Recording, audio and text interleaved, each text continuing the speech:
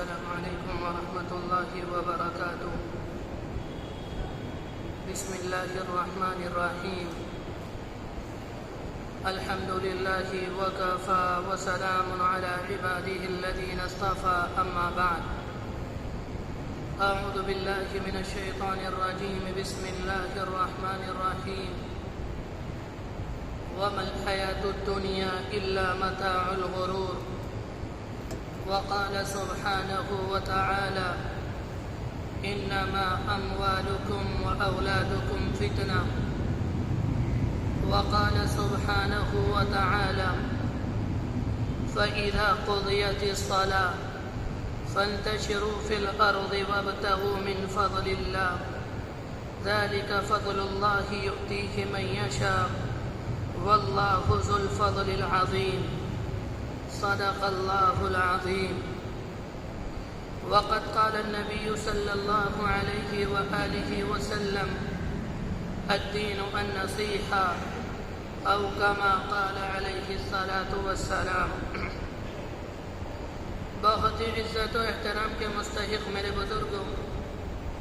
قابل قدر دینی اور ایمانی بھائیوں، میں نے آپ کے سامنے قرآن مجید کی چند آیات کی تلاوت کی. ان آیات کی تھوڑی سی تشریح اس مختصر سے وقت میں آپ کی خدمت میں عرض کرنی ہے. اللہ سے دعا ہے اللہ ہمیں کہنے اور سننے اور اس پر عمل کرنے کی توفیق نصیب فرمائے. قرآن مجید کی جن آیات کا آج انتخاب کیا گیا، اس کی وجہ یہ ہے کہ آج ایک بہت بڑی غلط فہمی اچھے خاصے پڑھے لکھے لوگوں میں، تعلیم یافتہ طبقے میں کثرت سے پائی جاتی ہے. اس غلط فہمی کا مداوع، اس کا ازالہ قرآن مجید کی ان آیات میں موجود ہے. وہ غلط فہمی یہ ہے، اس زمانے میں کچھ لوگوں کا تصور کچھ اس طرح کا ہے: اگر کوئی انسان آج کی اس دنیا میں دین کے مطابق عمل کرنا چاہے، اسلام کے احکامات پر عمل کرنا چاہے اور نبی اکرم صلی اللہ علیہ وسلم کی شریعت کو سامنے رکھ کر زندگی بسر کرنا چاہے، اسے دنیا چھوڑنی ہوگی، اسے دنیا کے عیش و آرام کو ترک کرنا ہوگا، اسے دنیا کے مال و اسباب کو قربان کرنا پڑے گا، تب جا کر وہ دین کے احکامات پر عمل کرے گا. لوگوں کا تصور یہ ہے، اگر کسی انسان کو دنیا نصیب ہے یا کسی کو دنیا کا عیش و آرام، چین و سکون کچھ میسر ہے، تو وہ اللہ کا بندہ اسلام کے احکامات پر عمل نہیں کر سکتا. وہ احکامات پر اسلام کے اسی وقت عمل کرے گا جب وہ دنیا کو کلی طور پر چھوڑ دے. یہ تصور ہمارے ذہنوں پر اس بنیاد پر آیا کہ ہمیں اور آپ کو یہ بات نہیں معلوم کہ اسلام نے دنیا کے بارے میں کیا تصور پیش کیا ہے، دنیا کی حقیقت کیا ہے، اس کے عیش و آرام، اس کے چین سکون کی حالت کیا ہے، اسے کس حد تک اختیار کرنا ہے، کس حد تک اس سے اجتناب کرنا ہے. یہ بات ہمارے ذہنوں میں کلی طور پر واضح نہیں. اگر ہمیں یہ بات معلوم ہوتی کہ اسلام نے دنیا کے بارے میں کیا تصور پیش کیا، تو یہ غلط فہمی آج ہمارے ذہنوں میں نہ ہوتی. انسان کو پریشانی کا سامنا اس وقت بھی ہوا اور انسانوں کے ذہن میں یہ الجھن اس وقت پیدا ہوئی جب اس کے سامنے قرآن مجید کی دو طرح کی آیتیں آئیں. ایک آیات میں دنیا کی مذمت، دنیا کی برائی بیان کی گئی، دنیا کو فتنہ، دنیا کو آزمائش کہا گیا، اور قرآن مجید ہی کی دوسری آیات میں کہیں دنیا کو فضل اللہ قرار دیا، کہیں دنیا کو خیر قرار دیا، کہیں دنیا کو اچھائی اور بھلائی قرار دیا. قرآن مجید کی وہ آیت جن میں دنیا کی مذمت بیان کی گئی وہ یہ کہ وَمَا الْحَيَاةُ الدُّنْيَا إِلَّا مَتَاعُ الْغُرُورِ، یہ دنیاوی زندگی دھوکے کا سامان ہے. کہیں فرمایا إِنَّمَا أَمْوَالُكُمْ وَأَوْلَادُكُمْ فِتْنَةٌ، تمہارا مال اور تمہاری دنیا، تمہاری دولت اور تمہارے بچے یہ آزمائش ہے، یہ فتنہ ہے۔ قرآن مجید کے یہ ارشادات، یہ فرمودات جب ہمارے سامنے آتے ہیں تو انسانوں کے دل میں اس وقت یہ خیال آتا ہے، اگر کسی کو حقیقی معنی میں مومن بننا ہے، اگر کسی کو حقیقی معنی میں مسلم بننا ہے تو اسے دنیا کو ترک کرنا پڑے گا۔ جب وہ دنیا کو ترک کر دے گا، دنیا کو چھوڑ دے گا، دنیا کو خیر آباد کر دے گا، کہہ دے گا، تب جا کر وہ حقیقی معنی میں مومن بن سکتا ہے۔ اور قرآن مجید کی دوسری وہ آیات جن میں دنیا کو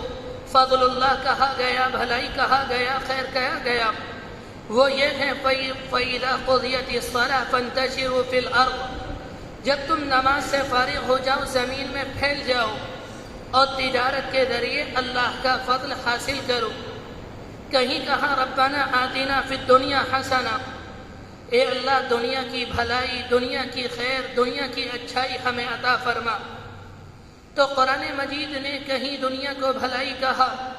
قرآن مجید نے دنیا کو کہیں خیر کہا، اور قرآن مجید نے کہیں دنیا کی مذمت بیان کہی اور اسے آزمائش کہا۔ جب یہ دونوں باتیں انسانوں کے سامنے آئیں تو انسانوں کو پریشانی ہوئی کہ ان میں صحیح بات کون سی ہے، یہ دنیا خیر ہے، بھلائی ہے، یا یہ دنیا آزمائش ہے۔ واقعہ یہ ہے اگر ہم اور آپ قرآن مجید کو صحیح سے پڑھیں گے اور اللہ کے رسول علیہ السلام کی احادیث صحیح سے پڑھیں گے اور قرآن مجید کے درس کے حلقوں میں جائیں گے، قرآن مجید کی تفسیروں کو سنیں گے اور سمجھیں گے، اور اللہ کے رسول علیہ السلام کی احادیث کی تشریحات کو سنیں گے اور سمجھیں گے، تب جا کر یہ حقیقت ہمارے اوپر آشکارا ہوگی کہ اللہ اور اس کے رسول ہم سے یہ نہیں چاہتے کہ ہم دنیا کو چھوڑ دیں، ہم اپنے کام کاج کو بند کر دیں، ہم اپنے کاروبار کو بند کر دیں، ہم اپنے بیوی بچوں کو چھوڑ دیں، ہم اپنی دوستی کو بند کر دیں، ہم دنیا کے اندر تعلقات بند کر دیں۔ ایسا نہیں، یہ چیزیں مطلوب نہیں، یہ چیزیں مقصود نہیں۔ اگر یہ چیزیں مطلوب ہوتی تو اللہ کے رسول اس طرح سے زندگی نہ گزارتے۔ آپ دنیا کے اندر آئے اور دنیا کے اندر رہے، آپ نے تجارت کی، آپ نے زراعت کی، آپ کے بیوی بچے بھی تھے، آپ کے تعلق والے لوگ بھی تھے، آپ کے دوست و احباب بھی تھے، پتہ چلا کہ ان بات سے منع نہیں کیا گیا۔ قرآن مجید نے جن بات سے منع کیا وہ دنیا کا انہماک ہے۔ انہماک کا مطلب ہوتا ہے کہ صبح سے لے کر شام تک اور شام سے لے کر صبح تک ہم اپنے ذہنوں اور اپنے دماغوں پر دنیا کو اس طرح سے مسلط کر لیں کہ صبح سے لے کر شام تک ہماری یہی سوچ ہو، ہماری یہ فکر ہو کہ زیادہ سے زیادہ دنیا میرے حصے میں آ جائے، زیادہ سے زیادہ تجارت میرے حصے میں آ جائے، زیادہ سے زیادہ باغات اور زمین اور جائیداد میرے حصے میں آ جائے، اور ہم آخرت کو فراموش کر دیں، ہم اپنی قبر کو بھول جائیں، ہم اپنے نبی کی تعلیمات کو بند کر دیں، اسے پسے پوچھ ڈال دیں، اور ہم قرآن مجید کو نہ پڑھیں۔ اس بات سے منع کیا گیا۔ میرے بھائیو، یہ بات تو دنیا کے اندر یقینی ہے، جب کوئی اللہ کا بندہ دنیا کے اندر آتا ہے تو اسے دنیا سے جانا ہے، اسے موت کا مزہ چکھنا ہے، اسے ایک دن اللہ کے دربار میں جانا ہے۔ دنیا کے اندر کوئی کافر ایسا نہیں جس نے موت کا انکار کر دیا ہو۔ لوگوں نے اللہ کا انکار کر دیا، لوگوں نے رسول اللہ کا انکار کر دیا، لوگوں نے قرآن مجید کا اور آسمانی کتابوں کا انکار کر دیا، لیکن جب سے اللہ نے اس دنیا کو بنایا ہے اس وقت سے لے کر آج تک اس روئے زمین پر کسی ایسے انسان نے جنم نہ لیا جس نے لوگوں کے سامنے کے نظریہ پیش کیا ہو کہ انسانوں کو موت نہیں آئے گی۔ کوئی کتنا بڑا دہریہ کیوں نہ ہو، کوئی کتنا بڑا مشرک کیوں نہ ہو، سب کا یہی عقیدہ ہے اور سب اس بات کو مانتے ہیں کہ جب ہم دنیا کے اندر آئے ہیں تو ہمیں اس دنیا سے جانا ہے۔ جب اس دنیا سے جانا ہے اور مرنا ہے تو کسی انسان کو یہ بھی نہیں معلوم کہ انسان کو کب موت آ جائے۔ دنیا کے بڑے سے بڑا ڈاکٹر، دنیا کا بڑے سے بڑا سائنسداں یہ نہیں بتا سکتا کہ انسان کو موت کب آئے گی۔ جب ہمارا اور آپ کا یہ ایمان ہے کہ ہمیں دنیا سے جانا ہے اور مرنے کے بعد کیا حالات پیش آئیں گے، ہمیں قبر کے اندر جانا ہے، قبر میں کیا حالات پیش آئیں گے، حشر و نشر کا معاملہ ہوگا، قیامت کا دن ہوگا، سارے کے سارے لوگ رب العالمین کے دربار میں کھڑے ہوں گے، جنت اور جہنم کا فیصلہ کیا جائے گا، وہاں میزان عدل قائم کیا جائے گا۔ یہ ساری کی ساری باتیں ہمیں اور آپ کو کیسے معلوم ہوئیں؟ یہ باتیں بتائی تھی ہمیں ہمارے نبی نے، یہ باتیں بتائی تھی ہمیں ہمارے پیغمبر نے۔ ہمارے پیغمبر دنیا کے اندر آئے، انہوں نے دنیا کی زندگی کو کھول کر لوگوں کے سامنے بیان کیا، اور انہوں نے ہی اس بات کو کھول کر بیان کیا، اے لوگوں، یہ جو دنیا کی زندگی ہے یہ آخری زندگی نہیں، یہ تمہاری حقیقی زندگی نہیں۔ تمہاری حقیقی زندگی تو وہ ہوگی جو مرنے کے بعد شروع ہوگی، جو اللہ کے ہاں شروع ہوگی، جو آخرت میں شروع ہوگی۔ دنیا کی زندگی مختصر سی زندگی ہے، یہ تو وہ زندگی ہے ایک حد پر جا کر ختم ہو جاتی ہے، ایک وقت آتا ہے یہ فنا ہو جاتی ہے، انسان مر جاتا ہے اور دنیا کی زندگی ختم ہو جاتی ہے۔ لیکن آخرت کی زندگی وہ ہے جو کبھی ختم نہیں ہوگی، جو کبھی فنا نہیں ہوگی۔ میرے بھائیوں، میں عرض کر رہا تھا کہ اسلام نے دنیا کے بارے میں کیا تصور پیش کیا۔ قرآن مجید کی ایک آیت تو وہ ہیں جن میں دنیا کی مذمت بیان کی گئی، اور قرآن مجید کے اندر دوسری آیتیں وہ ہیں جس میں دنیا کو فضل اللہ کہا، جس میں دنیا کو خیر کہا، جس میں دنیا کی تعریف بیان کی گئی۔ اسلام نے دنیا کے بارے میں یہ تصور پیش کیا ہے، اور امت مسلمہ سے خاص طور سے ان کے پیغمبر نے یہ کہا تھا کہ تمہیں دنیا کے اندر رہنا ہے، تمہیں دنیا کو استعمال کرنا ہے، تمہیں دنیا کے اندر تجارت کرنی ہے، مگر یاد رکھنا اسے اپنی آخری منزل مت سمجھنا، اسے منزل مقصود مت سمجھنا۔ تمہیں دنیا کے اندر رہنا ہے، تمہیں آخرت کی تیاری کرنی ہے، تمہیں قبر کی تیاری کرنی ہے، تمہیں جنت کی تیاری کرنی ہے، تمہیں دنیا کے اندر رہ کر اپنے آپ کو جہنم سے بچانے کی تیاری کرنی ہے۔ اگر اللہ کے بندے وہ ہیں جو دنیا کے اندر رہتے ہیں، ساتھ میں قبر کی تیاری کرتے ہیں، ساتھ میں آخرت کی تیاری کرتے ہیں، ساتھ میں جنت میں جانے کی تیاری کرتے ہیں، ساتھ میں اپنے اللہ کو راضی کرنے کی کوشش کرتے ہیں، تو میرے بھائیوں، قرآن مجید نے ان لوگوں کے لیے دنیا کو بھلائی کہا اور دنیا کو خیر کہا اور دنیا کو فضل اللہ کہا۔ اور کچھ اللہ کے بندے وہ ہیں جو دنیا کے اندر رہتے ہیں، وہ آخرت کی تیاری نہیں کرتے، وہ قبر کی تیاری نہیں کرتے،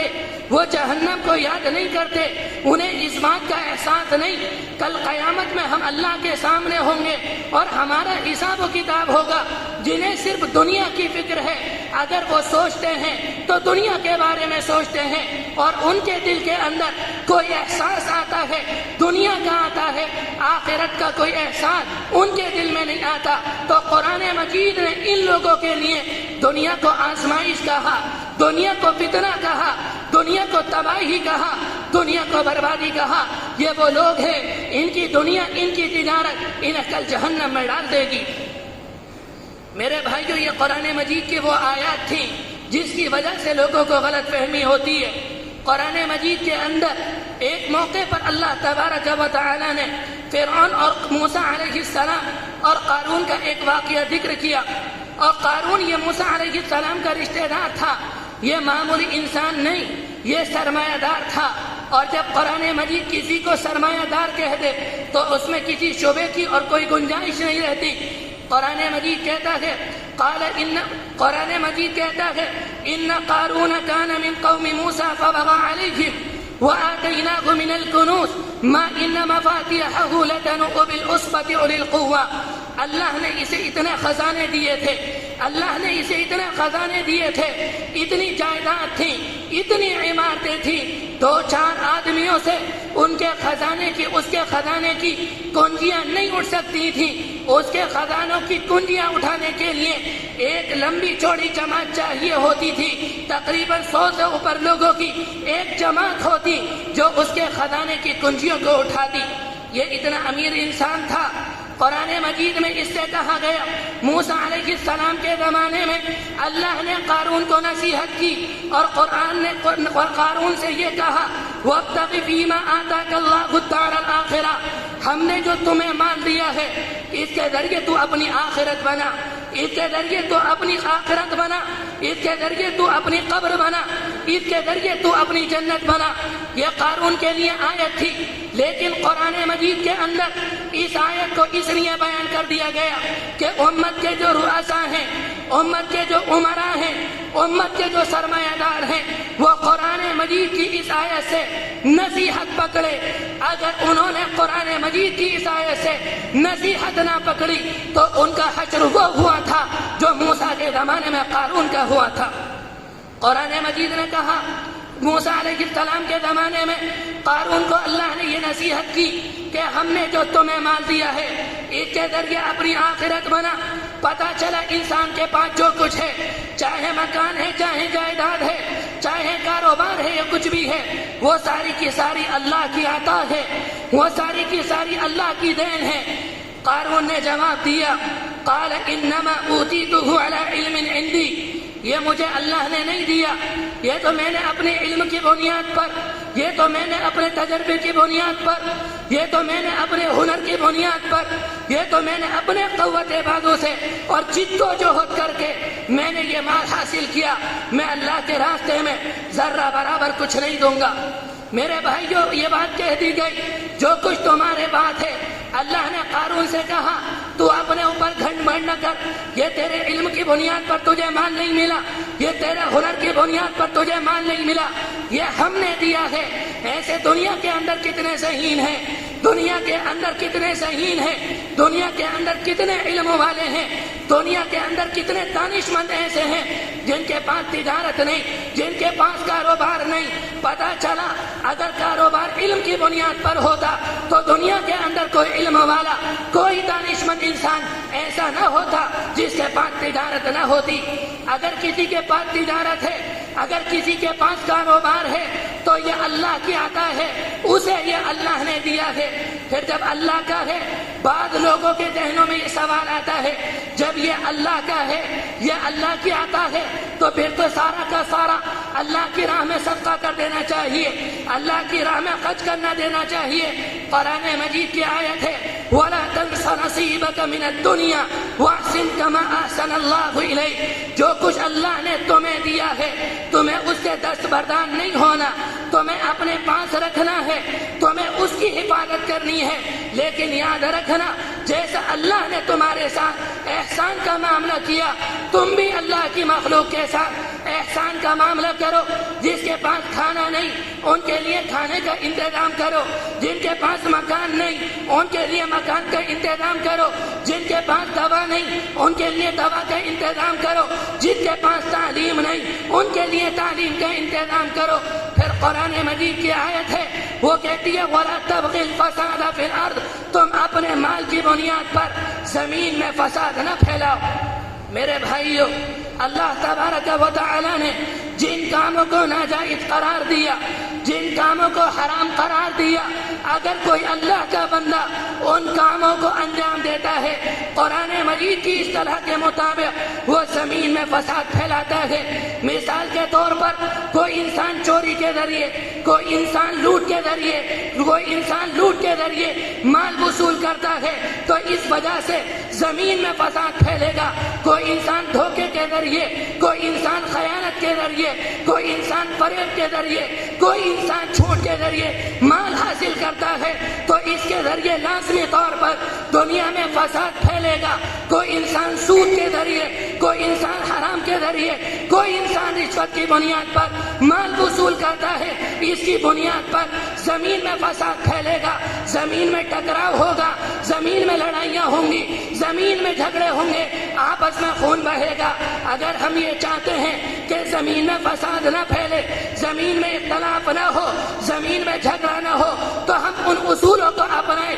جن کو بتایا تھا نبی اکرم صلی اللہ علیہ وسلم نے، جن کو اپنایا تھا صحابہ اکرام نے، جن کو اپنایا تھا تابعین نے، جن کو اپنایا تھا تبع تابعین نے۔ ان کے درمیان کاروبار کو لے کر حسد اس لیے نہیں تھا لڑائی جھگڑے اس لیے نہیں تھے کہ انہوں نے ان اصولوں کو اپنایا تھا جن اصولوں کو بتایا تھا ان کے نبی نے ہمارے درمیان تجارت کو لے کر، زمین اور جائیداد کو لے کر جو جھگڑے ہوتے ہیں وہ بنیاد وہ ہوتی ہے ہم ان اصولوں کو نہیں اپناتے جن کو بتایا تھا ہمیں ہمارے نبی نے۔ اگر ہم ان اصولوں کو اپنائیں گے تو انشاءاللہ جس طرح سے صحابہ کے درمیان کوئی حسد نہیں تھا، کوئی اختلاف نہیں تھا، انشاءاللہ ہمارے درمیان بھی کوئی حسد نہیں ہوگا، کوئی اختلاف نہیں ہوگا۔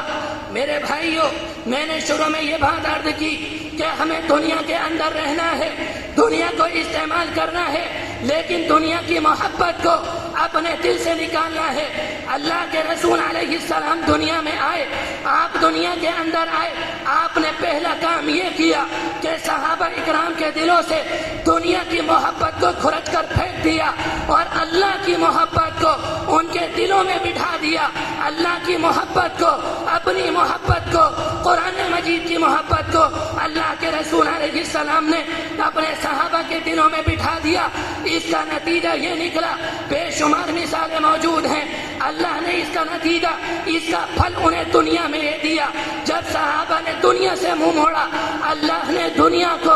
ان کا غلام بنا دیا۔ صحابہ اکرام نے دنیا سے منہ موڑا، اللہ نے قیصر و کسریٰ کو ان کا غلام بنا دیا۔ میرے بھائیوں، یاد رکھنا، اگر اس زمانے میں امت اپنے دلوں کے اندر اللہ کی محبت پیدا کرے گی، اپنے رسول کی محبت پیدا کرے گی، قرآن مجید کی محبت پیدا کرے گی، انشاءاللہ اللہ اس بات پر قادر ہے جیسے صحابہ کے زمانے میں قیصر و کسریٰ کو اللہ نے ان کا غلام بنایا تھا، اس زمانے میں بھی اللہ وقت کی سپر پاور کو امت کا غلام بنا دے گا۔ لیکن شرط ایک ہے کہ سب سے پہلے اپنے دل سے دنیا کی محبت کو نکالیں، اللہ کی محبت اپنے دل کے اندر پیدا کریں، رسول کی محبت اپنے دل کے اندر پیدا کریں۔ اللہ کی محبت دل کے اندر پیدا ہوتی ہے نماز سے، اللہ کی محبت دل میں آتی ہے قرآن مجید کی تلاوت سے، اللہ کی محبت دل میں آتی ہے تسبیحات سے،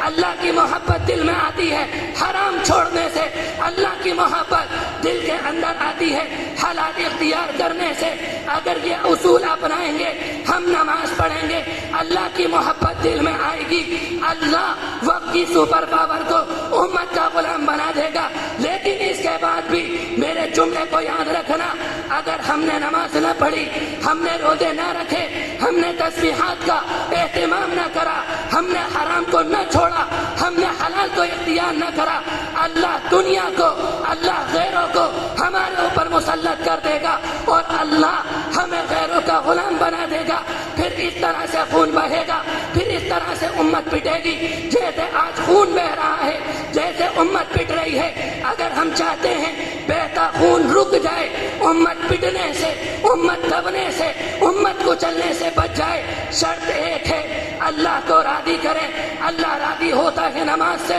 اللہ راضی ہوتا ہے قرآن مجید کی تلاوت سے۔ اللہ سے دعا ہے اللہ ہمیں نماز کا عادی بنا دے، قرآن مجید کا عادی بنا دے، تسبیحات کا عادی بنا دے، حرام کاموں کو چھڑا دے، حلال کو اختیار کرنے والا بنا دے، جو اصول نبی نے بتائے ان کو اپنانے والا بنا دے۔ جو بات کہی گئی اللہ عمل کی توفیق نصیب فرمائے۔